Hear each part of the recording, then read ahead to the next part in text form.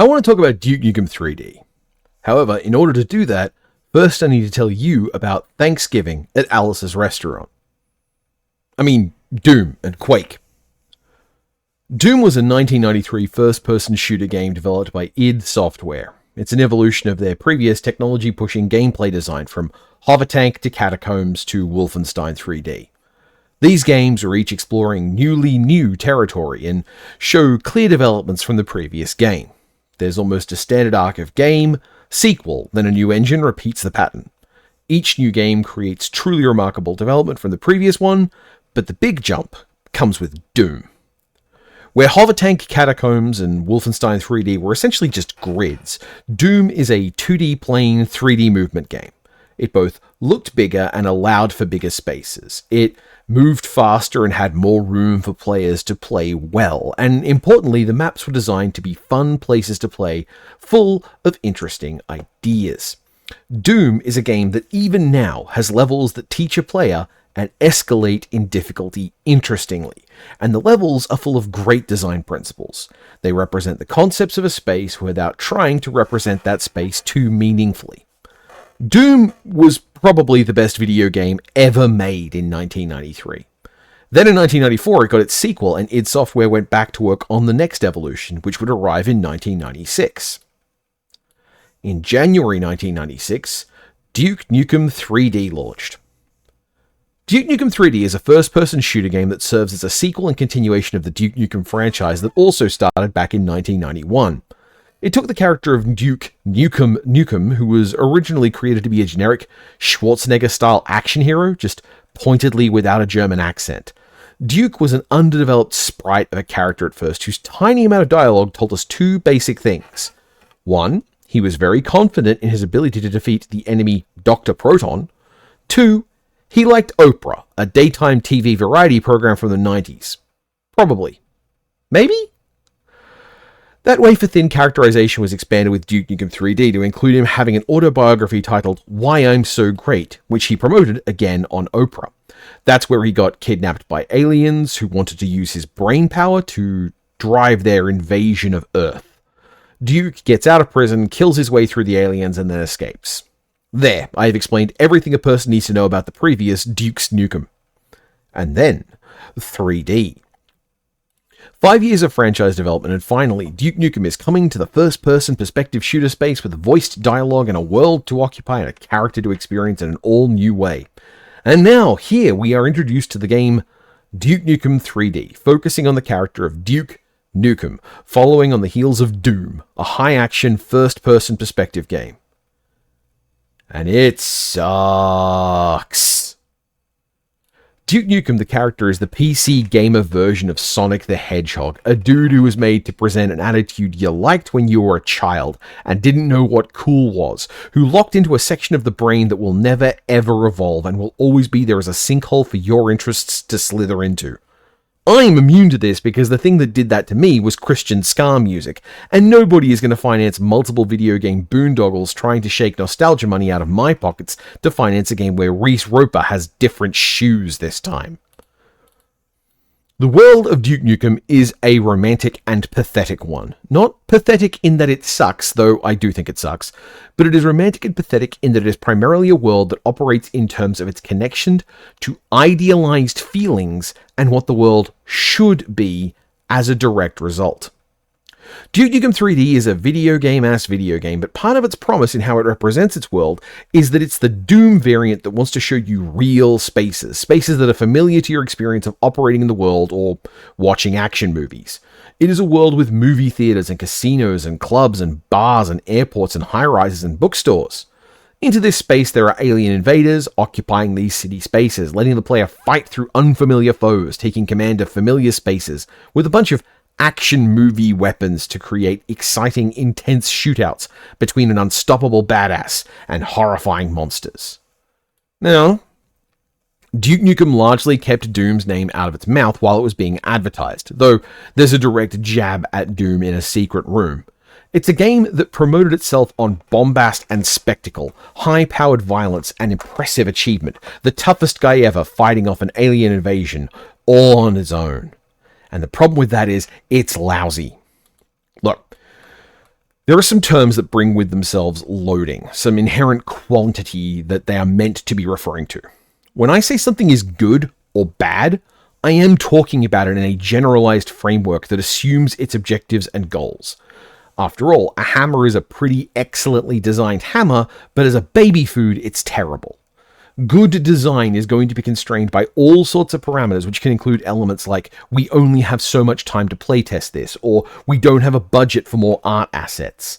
Anytime someone wants to come at a game talking about the quality of its design, it's important to bear in mind that it's at best a shorthand. That, to some extent or another, the design of Duke Nukem 3D has been very successful because people will still buy things related to Duke Nukem 3D. Despite that, oh my god, Duke Nukem 3D is terribly designed. For a start, the enemies are extremely samey. There's enemies that are roughly player-sized and fire an instant hit weapon at you, then they take random breaks from what they're doing. These breaks aren't meaningfully communicated. You can't really dodge them by responding to the action of firing, which means the player is best off just keeping moving and hiding out of cover, which means the large animated sprites meant to convey personality go largely unseen. There's a single flying enemy with a huge heavy ranged attack that can be dodged as long as it's not in closed spaces. There's a fast-moving drone, which is essentially the same as a shark, and a floor monster that covers the screen. Finally, there are a few enemies that are just degraded boss monsters, giant damage sponges that shoot rockets. What this means in the end result is that most encounters are about keeping moving and avoiding looking at the big, colorful sprites full of personality. To deal with these threats, Duke Nukem 3D presents the player with a positively overstuffed range of weapons that are hard to use and not worth the effort. There are wall mines and pipe bombs and shrink rays, and for the most part, none of these are as important as the shotgun, which has plentiful ammo, the chain gun, which is a better shotgun but uses ammo faster, or the Devastator, a better chain gun with splashback. There's a rocket launcher for opening walls and doing area damage, but that's much closer to 3 and a bit weapons than the ostensible 9 the game is meant to include. The idea of a wall mine or a pipe bomb in the context of a shooter sounds interesting, and maybe they were useful in some way in PvP play, but in my experience, Duke's arsenal is very much a good, better, best system. I am not impressed with Duke's arsenal. Now look, I harp on about Doom's weapon system and monster design and level design and being good, but there's a reason why. It's not that Doom is delicately balanced, though it's pretty good. It's that Doom is varied, and that variety required effort, and that effort resulted in interesting levels with fun encounters that reward player expertise. The enemy variety allows for them to change the encounters based on the context, which makes the level design as much of a conversation with the enemy and the weapon design. A long time ago, I learned the phrase, talking about level design in Doom, that it's okay to make the player struggle to find a type of ammunition, but not ammunition at all. By contrast, the levels of Duke Nukem 3D are spaces without clear continuity or player direction. These shallow facsimiles of familiar places, mostly filled with the same monster and solved with the same strategy. You keep circle strafing and shoot the thing. To make every monster look interesting and varied would have required more art assets, more testing, and just more work. And that's not there. I'm not saying Duke Nukem 3D is a lazy game, I'm saying it seems lazy. A laziness that shows through in the game's world and humor and its characters and its advertising, its approach to sequels, and maybe I am saying it's a lazy game. Either way, it is rubbish. Part of this is an entangled strangeness of the medium being the message. Game engines, in a way, are a microcosmic examination of this classic Marshall McLuhan soundbite. The medium is the message. That is, to put this in the context, how games work is much more of an impact than what the games are doing. See, McLuhan forwarded the idea that media isn't a matter of television shows or comic books, but is rather about the structures that allow those things to be delivered. The comic book is a medium, and Archie and Spider-Man are both content delivered by that medium. The tools for making and distributing comic books and the people regularly showing up to read comic books and sharing the experience of being comic book readers, that's the message of comic books, whether or not Archie chooses Jughead or Reggie. In video games, this model works out great for so many distribution forms, both general platforms and specific game engines. Duke Nukem is the content of the medium that is the build engine. The build engine claimed at the time that it was going to be a cutting-edge engine in the era of the first iteration of the Quake engine. There was a lot of crowing ahead of Quake's release that Duke Nukem 3D was a killer that could beat one or the other. They even distributed a booklet, a sort of mini magazine advertisement that showed the way Build was going to launch in a wave and take over the FPS market. They demonstrated the vitality of their games like Blood, Power Slave, Witch Haven, and Prey. One of those games is even good.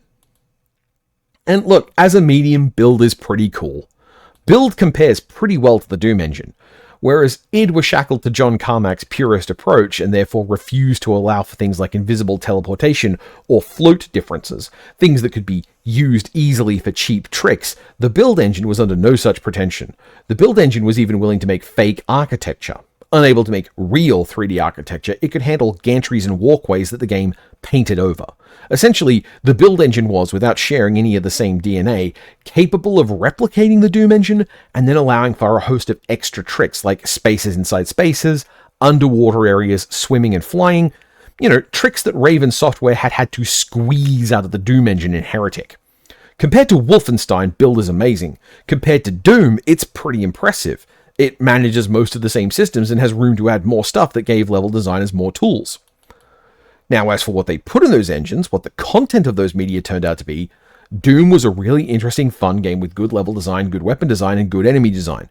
Duke Nukem 3D didn't have that luxury with its samey enemies, samey weapons, and honestly tedious level design. Even then, Duke wasn't lined up to compare with Doom.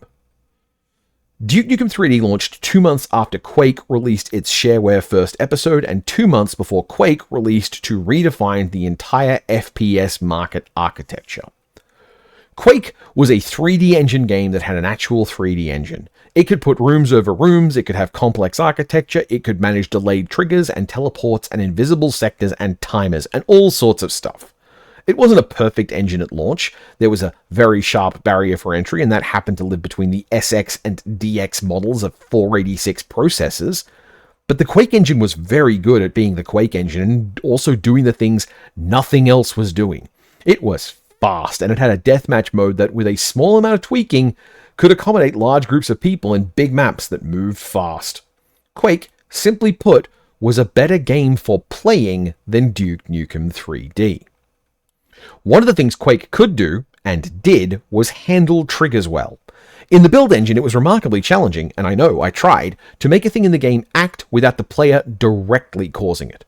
You could nest triggers so that the player tripping a wire in Sector A would start a process in Sector B, but if you then wanted it to do something in Sector C, God help you. Players could intentionally cause things to happen, but the game world was simply static, endlessly quiet, waiting for the player to come along and make it start moving by pushing a button. This meant that for all the game built itself around the feeling of being in a world space with its toilets and its ventilation ducts and its wooden doors that behave like unyielding lore fields of all other door, is that Duke Nukem 3D is a deeply unreal world. Enemies don't patrol. If you ever see them before they see you, they are quietly marching on the spot, or more creepily, just hovering a little above the ground. That is the world of the Build engine. Nothing happens without you. Everything is set up for you, and the world created for you is this miserable, sterile facsimile. It's a world for you, a world entirely about you, and this is a world that reflects you. This world, they think, is what you would want it to be. By making something for you, Duke Nukem 3D insults you on a deeper level than any intentional expression could. And I left out the sex, right? Like, I mentioned bookstores and movies and theaters and bars, but they're porn stores, porn theaters, and strip clubs. It is a place of sex shops and random dancing women endlessly grinding by fireplaces in hidden crannies. It's where women are objectified into sex pods that very much make it clear that they have been sexually assaulted, and the correct course of action is to kill them. It is the place where women's boobs show up as background material completely divorced from any actual characters, actual women. And like, video games had invented the idea of seeing boobs as a reward for talking to someone about their boobs. Leisure Suit Larry was 7 years old at this point, and the visual novel was a well-established genre. We've seen a recent push to try and reinvigorate Duke as a character. Mostly I want to blame Sealer Squid of Manly Guys Doing Manly Things and Gianna Matragano's voice acting memes. There's something deeply funny about how both of those creators looked at Duke Nukem that really exists and recognized the funniest thing that could be done with the character in any way was to just treat him like an actual person. But without that, there's nothing to say about who Duke is. There's no idea. There's no personality, no spirit.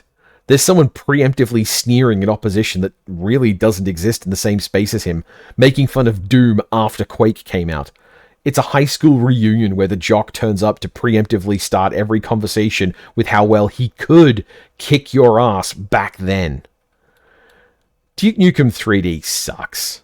It lived on spectacle, but there's nothing there to go back and examine. It's just taking the shape of things and jiggling them around, with very little coherent vision of any kind of story underneath it. And this is the one that sold itself on personality. Anyway, thank you very much for your time. This video is made thanks to the support of my patrons over on Patreon.